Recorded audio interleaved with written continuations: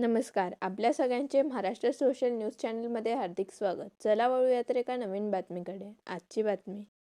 धुळे जिल्हा पोलिसांनी निजामपूर पोलीस ठाणे हद्दीतील जामदे गावात मध्यरात्री कोम्बिंग व सर्च ऑपरेशन राबवून गुन्हेगारांवर धडक कारवाई केली. या कारवाईत सुमारे 97,700 रुपयांची रोकड, 8.80 किलो चांदी, 18 मोबाईल, 43 वाहने जप्त करण्यात आली असून 25 संशयितांना ताब्यात घेण्यात आले आहे. 2 पाहिजे असलेल्या महिला आरोपींनाही अटक करण्यात आली असून पुढील तपास सुरू आहे.